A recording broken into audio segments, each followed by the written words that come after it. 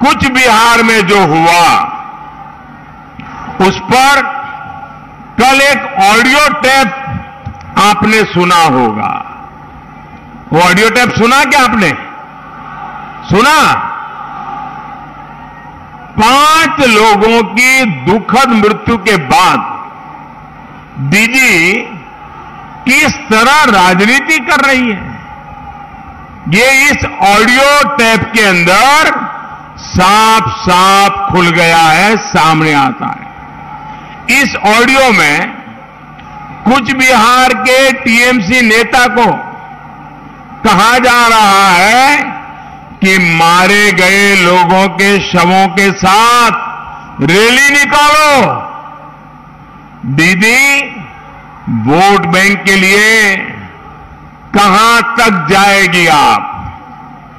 सच्चाई ये है कि दीदी ने कुछ बिहार में मारे गए लोगों की मृत्यु से भी अपना सियासी फायदा करने की सोची। शवों पर राजनीति करने की दीदी को बहुत पुरानी आदत है। साथियों, दीदी ने बंगाल में यह हाल बना दिया है। जनता ने भी जब उनके विरोध की कोशिश की तो उसको कुचल दिया गया। बंगाल की जनता के अधिकार दीदी के लिए कोई मायने नहीं रखते। 2018 के पंचायत चुनाव पश्चिम बंगाल कभी नहीं भूल सकता। वर्धमान से लेकर बांकुरा, वीरभूमि, मुर्शिदाबाद के लोगों को आज भी याद है कैसे उनके अधिकारों को छीना गया। आप सोचिए, बंगाल में 20,000 से ज्यादा पंचायतों में सीधे दीदी के तोलाबाजों को निर्वाचित कर दिया गया। दीदी ने इतना आतंक फैलाया कि 1/3 से भी ज्यादा पंचायतों में कैंडिडेट पर्चा तक नहीं भर पाए। हमले के डर से व्हाट्सएप तक पर नॉमिनेशन फाइल करने पड़े। जीत के बाद भी जनप्रतिनिधियों को पड़ोसी राज्यों में शरण लेनी पड़ी।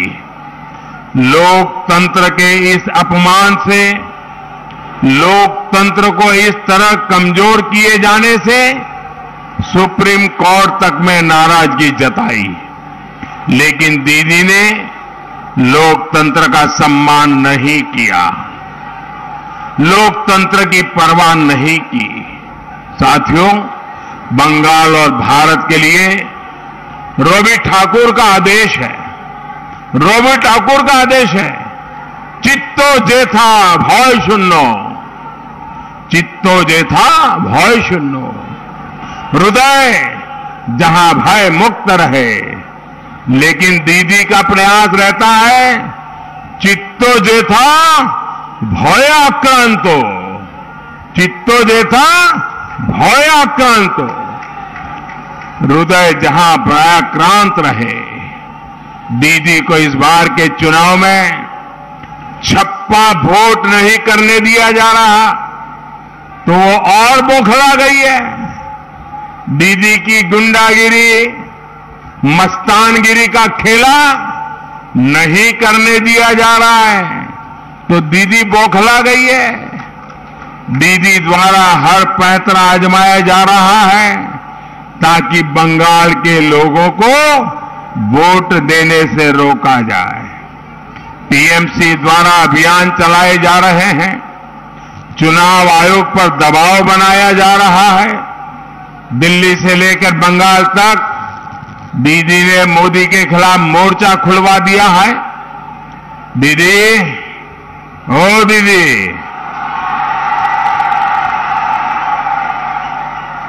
दीदी, ओ आदरणीय दीदी, आप जितनी चाहे साजिशें कर लीजिए, जितनी चाहे कोशिशें कर लीजिए, इस बार आपकी साजिश बंगाल के लोग खुद ही नाकाम कर रहे हैं। इस बार बंगाल के लोगों ने ही आपके खिलाफ मोर्चा खोल दिया है। बंगाल के लोगों ने आप पर अभूतपूर्व विश्वास किया था। अब वो आपको हमेशा हमेशा के लिए एक ऐसा सर्टिफिकेट देने वाली है बंगाल की जनता इस चुनाव में, जो आप जीवन भर घर में लटका करके रख सकती हो। कौन सा सर्टिफिकेट जनता देने वाली है? जो 2 मई को सर्टिफिकेट आने वाला है। वो सर्टिफिकेट आने वाला है भूतपूर्व मुख्यमंत्री, यानी दीदी, ये बंगाल की जनता अब आपको आजीवन एक सर्टिफिकेट देने वाली है, भूतपूर्व मुख्यमंत्री। लेके घूमते रहना। भाइयों बहनों, बंगाल के लोगों से आपकी नफरत भी महसूस कर रहे हैं। दीदी के करीबी शेड्यूल कास्ट के मेरे भाइयों और बहनों को भिखारी कहते हैं। दीदी चुप रहती है। दीदी के करीबी बीजेपी को वोट देने वालों को बंगाल से बाहर फेंकने की धमकी देते हैं। दीदी चुप रहती है। किसी की दुखद मृत्यु पर दीदी की संवेदना भी वोट बैंक का फिल्टर लगा करके ही प्रकट होती है। दीदी पश्चिम बंगाल आपकी दुर्नीति से परेशान है, इतना ही नहीं है, बल्कि बंगाल को आपकी नीयत पर भी शक है। इसलिए पश्चिम बंगाल के कोने से एक ही आवाज सुनाई दे रही है, किच्छु नहीं तृणमूल, किच्छु नहीं तृणमूल, ए बार वोट पोद्दो फूले। कुछ नहीं अब तृणमूल में, इस बार वोट कमल फूल में। भाई और बहनों, 10 साल तक दीदी ने बंगाल को भेदभाव और पक्षपात वाली सरकार दी है। हालत तो ये है कि स्पोर्ट्स क्लबों खिलाड़ियों तक की मदद में भी दीदी ने भेदभाव किया। जो स्पोर्ट्स क्लब दीदी का गुणगान करें, उनके गीत गाएं, उन्हें पैसा, जो खेल पर अपना ध्यान दे, बंगाल का नाम रोशन करे, वो स्पोर्ट्स क्लब यहां पैसों के लिए तरसते हैं। दीदी की इसी दुर्नीति की वजह से बुजुर्गों को मिलने वाला भाता तक सभी लाभार्थियों तक नहीं पहुंच पा रहा है।